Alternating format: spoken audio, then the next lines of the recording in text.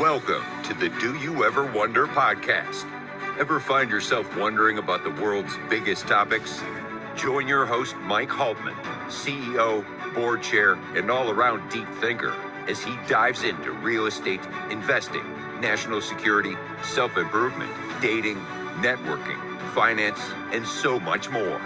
Expert guests, real conversations, no limits. Hit subscribe and get ready for insights, surprises, and conversations that will make you think. The Do You Ever Wonder podcast starts now. Yes, it does start now. So thank you all for tuning in. As many of the frequent viewers will notice, typically I wear a black shirt. Today I'm wearing a colorful shirt. Part of that is because the topic we're discussing today needs some happiness and color, and I'll try and provide that with my shirt, but it may not be easy. So today, like a couple of our prior episodes recently, we're talking about anti-Semitism on college campuses, anti-Semitism in the streets of cities like New York City, and we're very honored to have a guest. I think I originally saw our guest on a Fox News segment, and reached out to him and asked him if he would come on, and he graciously agreed. His name is Andrew Pessin. He is a professor at the Connecticut College, a professor of philosophy, which may be a useful tool in what he does. And he's also an editor of the Algemeiner, and I'm hoping I pronounced that correctly. You did not. It's a hard G. Algemeiner. Algemeiner. But it's You know a what? valiant stab. I was close. You were very close, yeah. First, welcome, Thank you. Tell me a little bit about that publication. So the Algemeiner, it's a wonderful news outlet. It used to be a hard copy, like Yiddish paper, many, many decades ago. It has a long storied history, but it's now a primarily online news outlet. It focuses on issues of concern about Jews and Israel are its major topics, basically. And as I tell everybody who cares about this issue, anti-Semitism in general, and in particular campus anti-Semitism, which is unfortunately my niche. The Algemeiner is an indispensable news source for that. So if you want to be informed, if you want to be involved, the first step is being informed. If you want to be informed, no better way to do that than sign up for the daily free newsletter. It gets you an email news blast every evening with the main stories of the day. So I do. Algemeiner.com is where you would just sign up for that. As a Jew, personally, you had me at free. So okay, all right. I do subscribe, but all right. It's great, and congratulations on that role. You also, in light of anti-Semitism, you have a website, andrewpessin.com. Yeah, so anyone who's interested in finding out more about me and my work, I've been in particular writing about, documenting, analyzing campus anti-Semitism in particular for too long. In fact, I just recently published a collection of my writings primarily on campus anti-Semitism. It's called Israel Breathes, World Condemns, and they basically document and analyze how we got up to October 7th on campuses, referring, of course, to the October 7th Hamas massacre, and then the really horrific aftermath, the campus aftermath of October 7th. So you can find out more about that at my website, andrewpessin.com. That's terrific. And you're Thank on you. Amazon as well, I would assume? Yeah, that will link you to, if you're interested in getting the books. They're available on Amazon. So, ironically, my middle daughter got married the week after October 7th, and it was... it was a wonderful occasion. October 7th was definitely a focus of the wedding. Of course, but right. You talk about bittersweet ups and downs. The highs and lows. It was the one. There was one part that went viral, and that was when the rabbi typically wraps them in a tallit. He wrapped him in the Israeli flag, and the crowd broke out into Hatikva, which was it's beautiful. Which was beautiful. So, well, the Jewish people, if we have an official philosophy, it's l'chaim, it's to life. And in the face of unbelievable tragedies, one moves on. I'm reminded just this morning there was coming across the internet was two previously released hostages have gotten engaged and they're going to get married, and it's just like, I don't know how life continues after you've been a hostage. Like I just I can't nothing can be imagine. normal. But it's, this Jewish thing, which is we move forward, we get married, we have babies, God willing, and we seek joy, as the slogan from one of the first released hostages long ago, said, "We shall dance again. We will dance again." Even when it seems to me I'm a little more pessimistically inclined. I find it hard to recover from something like October 7th, but I admire that Jewish spirit. We will dance again. Absolutely, and I am too like you. I am a little bit glass half empty, but if you look at survivors of the Holocaust and the Yeah, lives that many went on to lead, of course they were permanently psychologically damaged, but right, they did find many or most found joy, and that's an right. amazing thing. Yeah, So yeah, it's an interesting thing to be a Jew in America and anywhere else in the world. So. yeah. I'm comes to mind a Alice Cooper song, "School's Out for Summer," Yes, indeed. and that makes me wonder. Things have been, and a lot of it, I think, has to do with the fact of ICE and deportation of migrants. But Right. anti-Semitism seems to have taken, at least now, overtly and in the news, a little bit of a back seat. But from your perspective, I'm sure it hasn't been silent.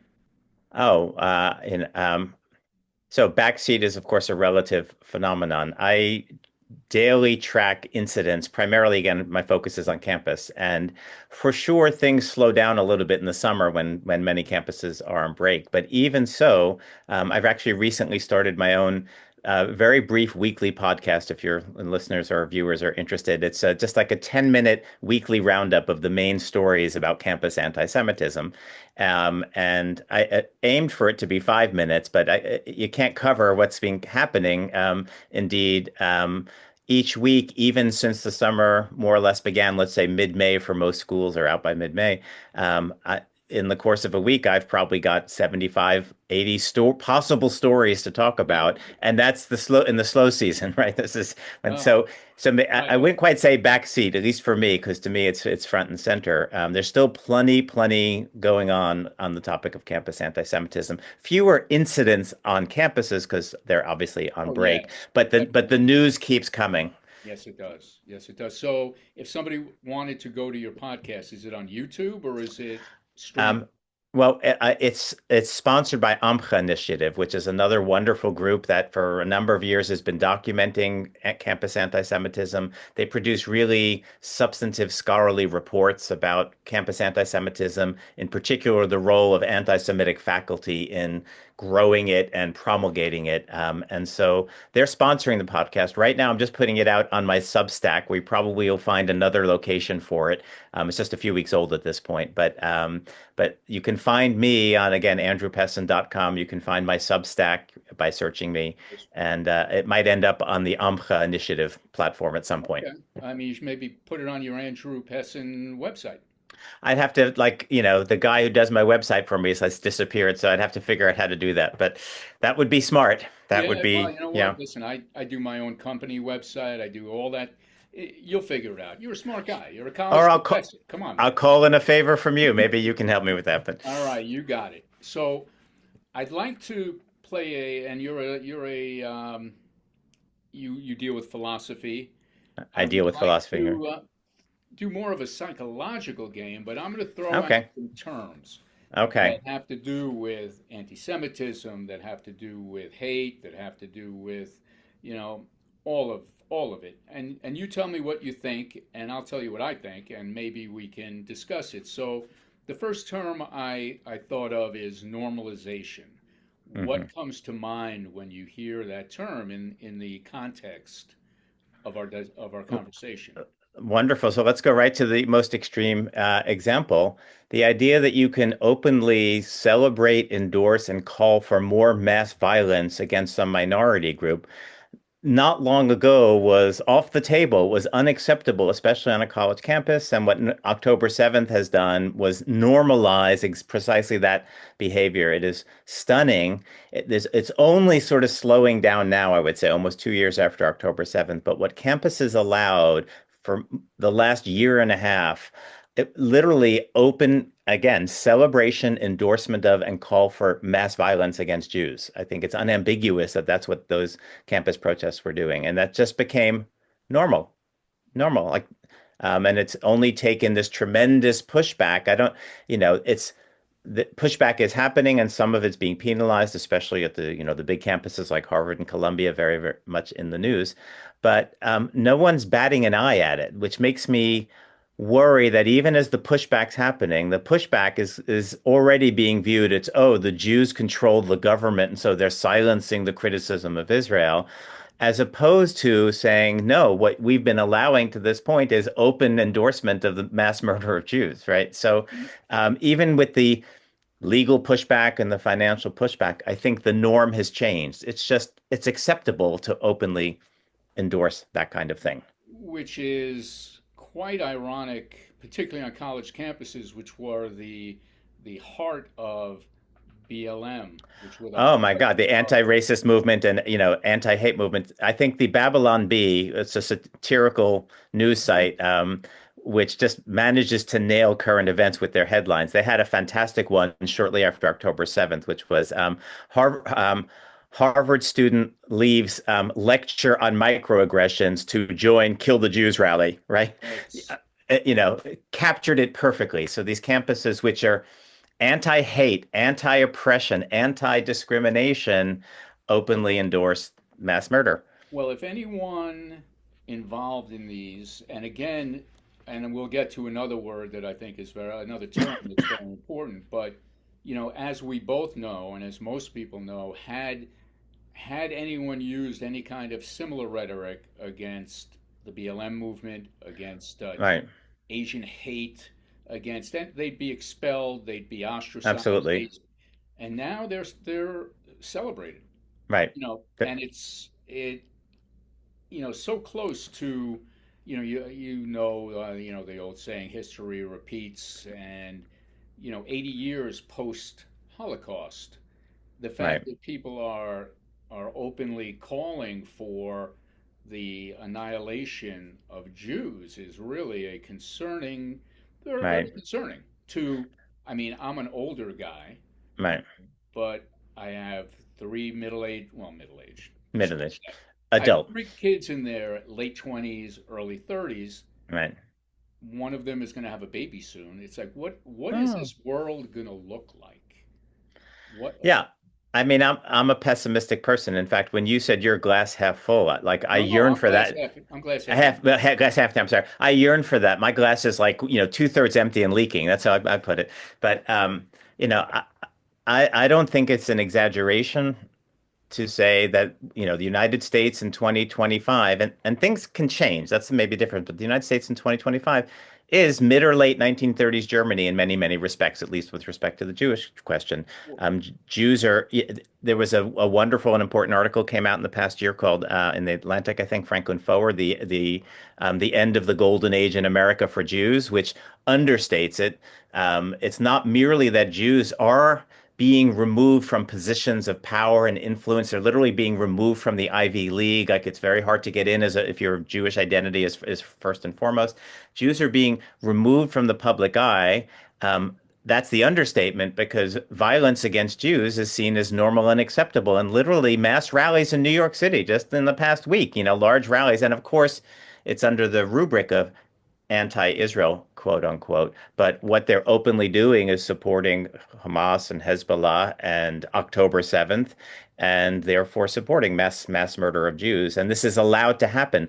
London is a nightmare. It's like literally weekly rallies for 2 years, drawing tens or hundreds of thousands of people marching through the streets, calling for the deaths of Jews. So Jews are not, Europe is bad, and we are rapidly approaching that place. And it's hard not to see this as a prelude to something very, very dreadful. We're definitely at a tipping point. I mean, I look at well, let's go to this next phrase, Okay, all right. political rhetoric.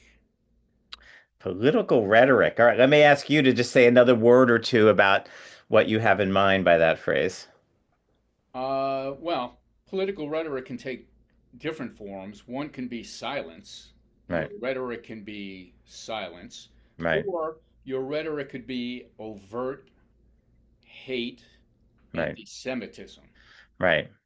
And there are aspects of political parties, one in particular, I try not to be too political Mm. for business purposes, obviously, Right. but who are, listen, we have Muslims in Congress who are seem to be overtly behind the anti-Jewish movement. Right. So political rhetoric, silence on one side Right. and overt hatred on another side. That's what I mean. All right. So, I'm sorry we only have a short amount of time. We could have a very long Yeah, yeah, conversation on this topic. definitely. I'm reminded of, and it's worth rereading or reading for the first time, George Orwell's 1984, one of the great works of the 20th century. It's absolutely pertinent today. Some will say because of Trump and totalitarianism, etc., but that's not what's relevant. But Orwell was very attuned to the power of language and rhetoric. And interestingly, this would actually be synthesized with postmodernism, which is part of the whole progressive anti-Semitism. I won't digress into that, but um, the campaign we've seen against Israel, it goes back many decades, but the modern version of it really is on campuses, starts with the modern BDS movement, boycott, divestment, sanction movement, which is just celebrating its 20th anniversary this year. And a lot of that is a campaign about political rhetoric. So there's all sorts of key terms which by simply, and this is again an Orwellian insight, you tell the lie, but you repeat it frequently, and eventually it becomes the truth to most Let me people. throw one So other name out there for you. what Orwell, was yes. Saul Alinsky. Oh yeah, right. Rules for radicals, exactly, right. So if you think about the campaign against Israel on campus in the last 20 years, it's all these catch terms: the political rhetoric, apartheid, genocide, ethnic cleansing, settler colonialism has become the really big one just in the last decade or so. You have all of these terms, which for serious scholars with integrity are meaningful terms. And of course, one should study these phenomena in human history, which are all awful, evil things. But of course, the way they're applied to Israel, you spend 10 minutes studying the issue and you realize Israel has no resemblance to an apartheid state whatsoever. Israel is not a settler colonial state. It actually was a decolonization process, right, etc. And you realize this is just the manipulation of political rhetoric. You get Israel associated with these terms. Doesn't matter how far from the truth these claims are. And as a result, Israel is tarred as the greatest evil of the 20th and now 21st century. And therefore, the anti-Zionism is immediately transformed into anti-Semitism because Jews, by and large, support Israel.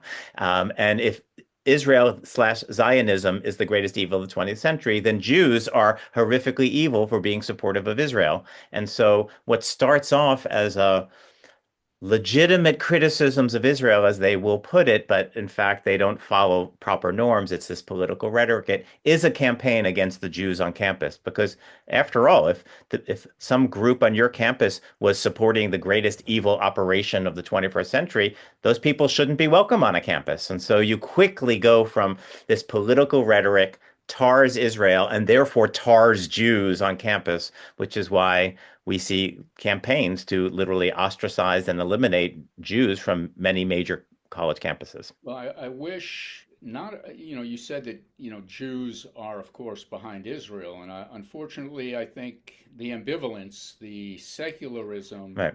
the secular nature, how this nation's been moving, I don't know that that's really the case. But Well, it remains the case, but what you're getting at is, of course, first of all, what you're getting at is most Jews.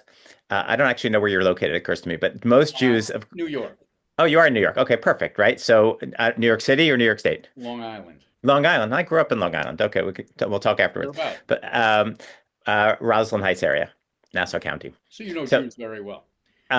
Yes, Jewish environment I grew up in, but again, very secular, left-leaning, progressive, Yeah. etc. But even, and it's changing. So that segment of Jewish population is becoming anti-Israel, or at least indifferent to Israel for sure. But nevertheless, yeah, and it's partly because the progressivism has co-opted this political rhetoric. So to be a progressive today is to be anti-Israel, with those rare exceptions, the very brave people who stand out. So, but it still remains the case that the majority of Jews, it's changing on the left for sure, but the majority of Jews are supportive of Israel. You know, you, Um, you talk about how, a lot of Jews may not be that interested in Israel.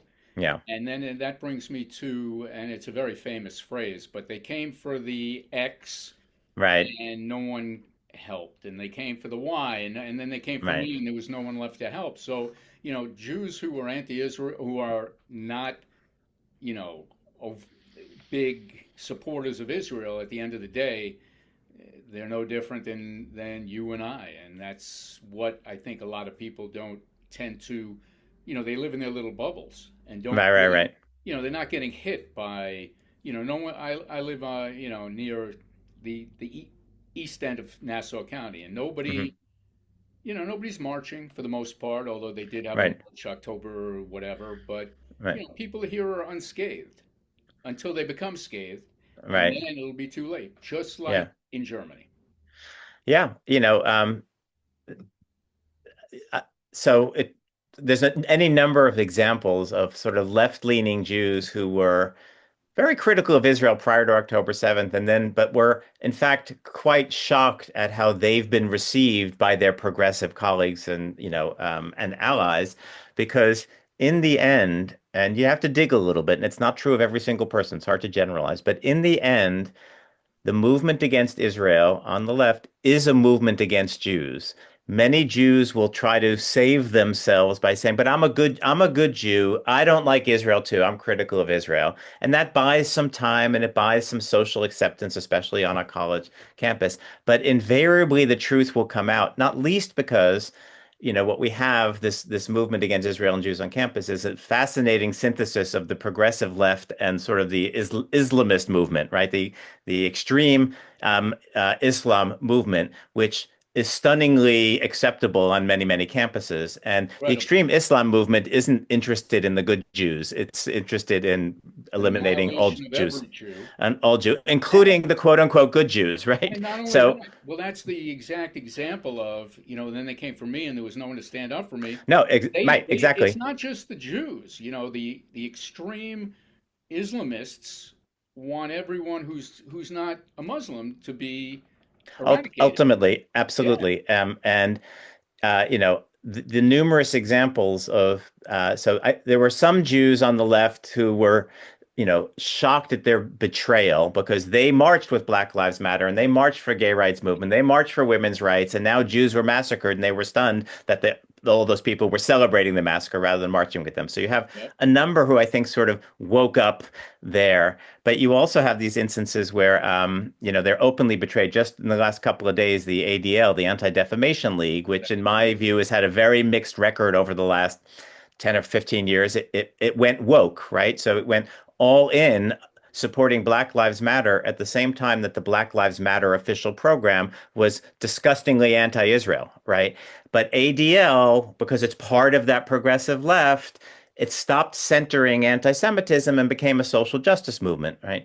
And what just happened in the last couple of days? It was was it the National Educators Association, whatever, this large teachers something the union ACLU.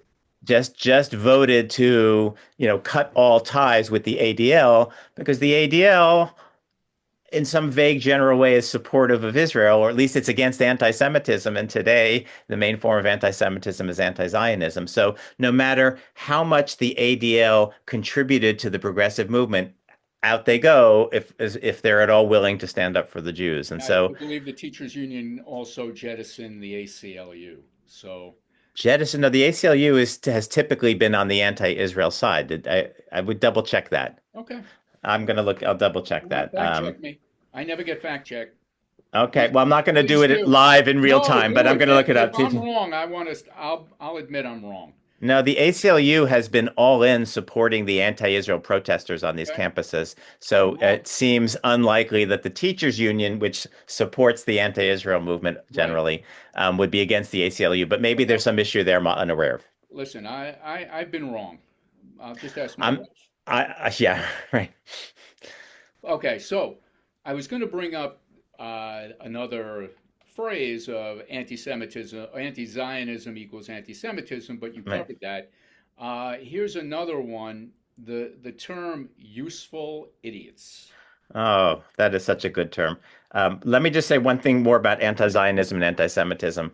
Um, uh, I finally decided it was time. A lot of ink has been spilled on that question. Of course, the Israel haters deny that anti-Zionism is anti-Semitism. Um, I finally decided it was time for me as a philosopher to just resolve that question. So I've written a very, very long paper. Um, Your listeners could reach out to me. It's posted. I think I ended up posting it on my Substack at some point or another. But it's so clear to me that when you think about it for just a little bit, that anti-Zionism, of course, is anti-Semitism, etc. So that paper exists in case anyone was interested. All right. As far as useful idiots, this is, of course, an expression which dates back to early 20th century or so. I believe it was, Lenin, not Vladimir, not John Lenin, who was very, might have been after Lenin, but it was roughly that era. Um, Admiring the progressives in the West who were supportive of communism, even though they already knew that communism was becoming a totalitarian system that was crushing the human spirit, I Yeah. would say. And so you had what they call these useful idiots in the West. They're actually ultimately promoting a movement and promoting communism or socialism that would undermine Western values. Right. That's the idiot part. And of course, they're useful to the people who reject those Western values because they're helping to undermine them.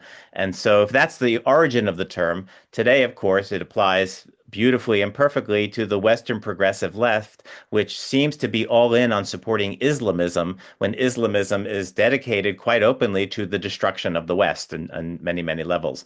Um, so, Incredible. and nowhere do you see that more vividly than the group that calls themselves Queers for I Palestine, was going to which bring that up. You beat me to Queers it. for Palestine, which, and I've tried looking this up because I cannot understand how they can rationalize their Listen, position. they'd be the first ones thrown off a roof. First one's thrown off the roof, or if not thrown off the roof, they certainly the Islamist societies are not homophilic, right? They're not friendly towards the gay rights agenda. No, So if the gay rights agenda is important to you, and it is important to many Western progressives, etc., how do you reach the conclusion that when it comes to Israel versus the Palestinians or more generally, Islamism, that you side with the Islamists? It just doesn't make any sense. it's incredible. And you look at the campus protests, the campus demonstrations, and there are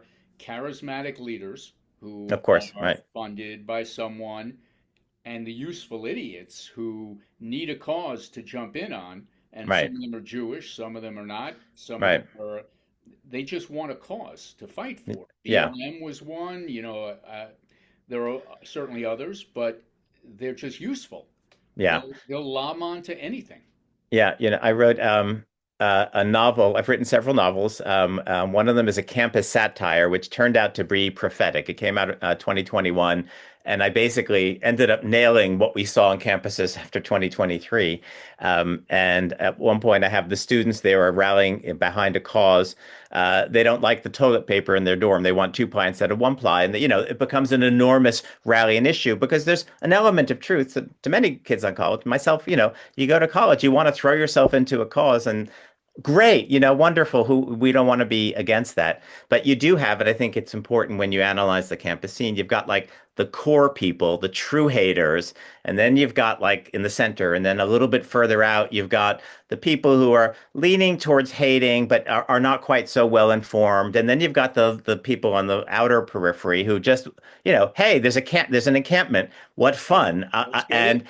Right. and I don't know or care too much about the details, but if I have to say down with Israel and I can join this party, okay. So, People want to there's that too. So people want to belong. People, people want to belong, and this is part of the victory of this movement on campuses. They've made anti-Israelism is the cool thing. So yeah. to be part of the cool club is to become an anti-Zionist. So And I don't know how to do it, but that's one thing that Zionists and Jews need to somehow recover. When, middle part of the 20th century, the golden age for Jews in America was a period where Jews actually were pretty cool in America. Jewish culture is, prominent Jewish food. If you just think Seinfeld is maybe, and even Larry David's probably the last of that line. I'm Yeah. guessing something like that. Jews were cool, not least because Jews were successful. That was seen as good, Now on it's average. But with the now it's progressive considered. movement, Yep. to be successful is to be an oppressor. It's actually bad to be successful, and Jews, lo and behold, are, the worst of the worst. So being Jewish is the opposite of cool now. It is now affiliated with all the great evils, as we were talking about earlier, the political rhetoric. So So somehow we have to reclaim the coolness of Jews. I don't know how to do that, but I hopefully don't know people how are to do thinking of that it. either, but maybe wearing this colorful shirt will be a good start. Works for me. I wore something colorful today too, You unusually. did. So You did. yeah, Well, just for pessimists, that's very colorful. yeah, right. So we're running out of time, so I just want to Okay. touch on a couple of things. One, Okay. Middle Eastern money. Is it a money grab for these universities where they don't take a stand against right and wrong, or is the how they pick right and wrong is just a function of their innate anti-Semitism? Again, could have a whole session on that one. Let me recommend ISCAP, which is the Institute for the Study of Global Anti-Semitism and Policy. They've done more than anyone to track the flow of money from Middle East countries into universities. In particular, Qatar is, of course, a major source of this. And most recently, they've been documenting explicitly, focusing specifically on Georgetown, but there's a whole bunch of universities that are relevant here, but showing literally how how the money comes in, but B, how it restructures the faculty and the curriculum to literally produce anti-Israel ideologues who then, because it's Georgetown, many of them end up going into the State Department and like the Foreign Service and things like that. So Qatar is literally manipulating the system. That's just one example in one university. There's a bunch of universities that have accepted a whole bunch of money from different Middle East places. The story is different in each place, but without question, part of this turn against Israel has come from the funding of Middle East countries, not just the funding of academic centers like the Center for Palestine Studies at Columbia University, for example, or there's a similar one at Brown University, but in particular, funding students to come here who become campus leaders of the anti-Israel movement. And these students typically pay full freight, as they say. There was a Yeah. stunning figure.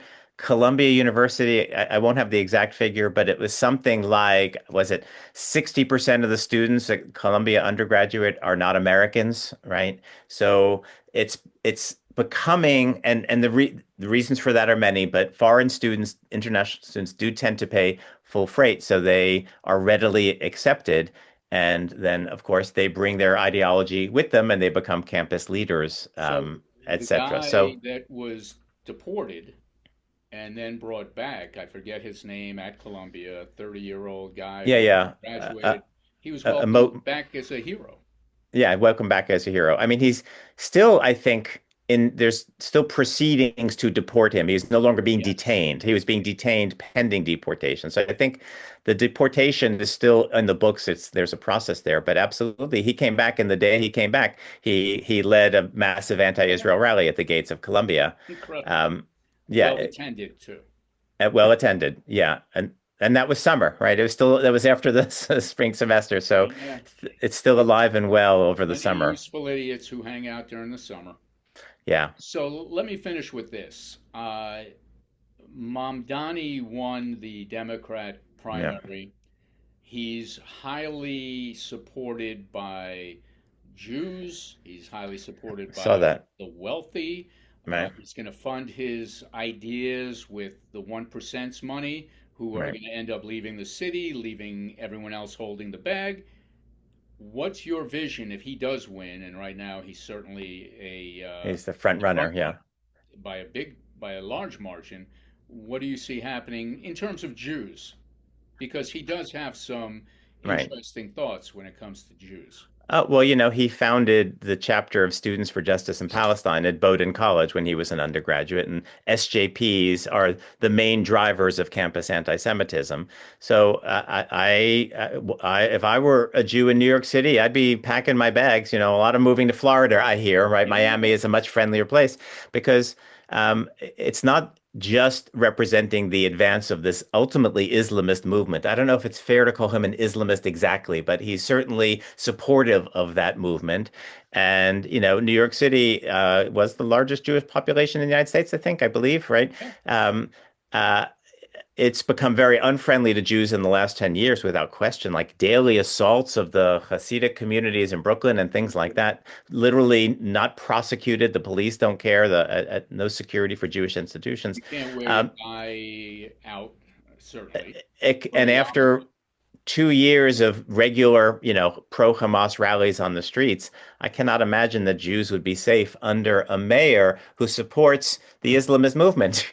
Why would he? He was not going to prosecute these people, and they already aren't being prosecuted adequately. So open season on Jews. I don't see it being any other way should he win. I And agree. that, I mean, I always tell my oldest daughter that elections have consequences, but it yeah, seems that many people are willing to overlook or just are ignorant of right. what those consequences may be.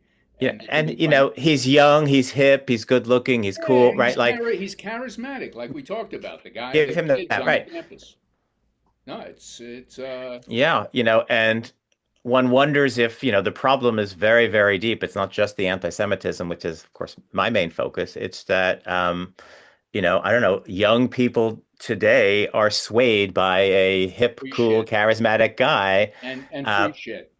and free shit. Yeah, free shit, Yeah, which is what he promises. right. And, you And know, guys our age understand that there's no free lunch. no free, Uh, there's no free anything, right? So it's part of a larger phenomenon, the whole, inclination towards socialism of the younger generation. yeah, it's incredible. Very it comes from a wonderful place. We care about equality and justice. No one's against equality. No doubt we can improve the social situation for underprivileged people and oppressed. All that's wonderful, but it somehow transfers over into the socialist vision, which is very, very dangerous, not just economically, but ultimately that socialist vision is anti-Semitic, right? So that's what allows and fertilizes this anti-Semitism of the progressive movement, and he's just going to advance that. So, Absolutely, no question. yeah, I mean, yeah, no, it's incredibly disturbing. I have two kids who live in Manhattan, and it's like, right, you know, what the yeah, hell? But so I guess it's our job, more your job, to get the word out, to try and educate people. But it's not, right. it's impossible. It's impossible. And, Jews are a thick-necked people, so many Jews are more committed to their left-leaning secular progressivism than they are to the Jewish people or their Jewish identity. And so, there was a group, there were actually more than one group in Nazi Germany in the 1930s. An American journalist went over and documented this group. No, not forgetting the name. It was basically Jews for Hitler, something close to that. These were Jews who endorsed the National Socialist movement of the Nazis. They were patriotic Germans, right? They believed in the German race. They understood that as Jews, they accepted this racist ideology, that they weren't a full part of it, but they believed in Germany. And according to this journalist, they ended their meetings by saying, giving a Heil Hitler and saying, down with us, right? You know Down what? with us. And lest you think that Down that's with cra us. down with us, right? Lest you think that's crazy. I'll just give you an example. Just the other day, the International Sociological Association banned or eliminated the Israeli Sociological Association from being a member of this international group. And this was ironic because the Israeli Sociological Association is a bunch of left-leaning radical professors who are very critical of Israel. And they announced that the Israeli Sociological Association would boycott themselves if they thought it would do any good to correct Israel's behavior, right? They'd Unbelievable. boycott themselves. So this is Oh, this is this is also a Jewish phenomenon, partly as a minority people always living in oppressive majority cultures. This is one mode of reaction, right?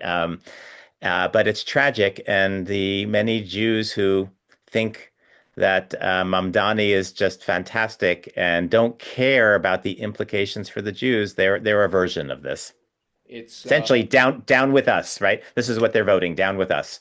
it's a terrifying scenario. I think, unfortunately, we're at a tipping point, and Yeah, once you normalize hate, once you normalize, like you have people on the left calling for violence of ICE agents.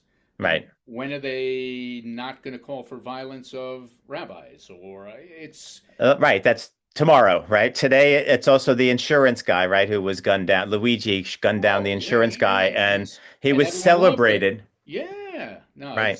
it's scary, and I don't know what's going to set people straight, but when And you I'm sorry, not tomorrow gunning down the rabbis. We've already had several, right? We first of all, yeah, the Pennsylvania governor's mansion was arson with him yeah, inside of it. We had the couple that was gunned down in Washington, D.C. We have yep, the woman in Denver, right? They were hit with firebombs. right, She just passed yep, away, right? yep, They're already killing Jews right. No, here, it's incredible. right? So I always say, and then I'll wrap it up. But living in a Jewish community where most of the Jews don't really focus on anything, I always say, until their biggest concern is getting a reservation at a steakhouse on Friday Right. night. But it's, at some point, like I said earlier, when there's a march down Main Street of torch burning haters, then they'll say, Masked haters, right? right, they'll go apoplectic and say, "How did this happen?" Right. But meanwhile, slowly but surely, they're letting it happen. But Right. Right. listen, Andrew, in any event, this was a pleasure, a real pleasure. Let me just pop in and say, how did this happen? The books I mentioned at the beginning, Israel Breathes, World Condemns, especially volume one, is charting the trajectory to sort of explain how it happened. And it really happened by a series of relatively small steps, but it's like, the frog in boiling water. You keep letting this thing happen, then they'll do the next thing, and it gets bigger and bigger, and now they're endorsing mass murder, right? Yeah, So we can chart how it happened, and the Jewish community, Jewish leadership has been asleep at the wheel, and indeed joining in with the progressive movement. They threw their lot in with a key driving factor of the listen, anti-Semitism. when you So, have a guy like Chuck Schumer, the ugh, leader of the Senate, silent, and then after all this shit hits the fan, 6 months later he comes out with a book about anti-Semitism. unbelievable, It's unbelievable, unbelievable. unbelievable, right? You know what? In Jewish, we call that chutzpah. Chutzpah, But it's yeah. worse than that because he is I mean, there's no bigger Jew in the country. He's in power. I know he's in power, and he more than let us down. He's joined the opposition, in my view. So, And it's all about power and position over your own anything. people, right? Yeah. Yeah, yeah. I like that. Power and position over people. I like it. Three That is P's. good. That's a good slogan. Power and position over people, and it's terrible. It's evil. It's horrendous. It's But it's no, no, no. finish. Yeah, all right. It's pathetic. I was going to add a P. Power position over Oh, people is pathetic, you know what? Four right? P's. You can't beat four P's unless somehow But you can come up with a fifth P. But I don't know I'm if you can do that. I'll Think work about on that when I'm fact checking your point about the ACLU. I'll it. go look Okay. for a fifth P. But I appreciate that. But all Andrew, right. a pleasure, and hopefully you'll Likewise. come back in a year and everything will be peaches and cream. I'm a pessimistic person, so I don't believe that, but prove me wrong. Fact check me. Let's come back in a All year and we'll right. see. You got it, my friend. All right. Thank you, Michael. All right. Thanks for tuning in. See you next time. That's a wrap for this episode of Do You Ever Wonder? Thanks for listening. If you enjoyed the show, hit that subscribe button, share it with a friend, and drop us a review. We'll be back soon with more insights, experts, and conversations that make you think. See you next time. Do you ever wonder where curiosity meets conversation?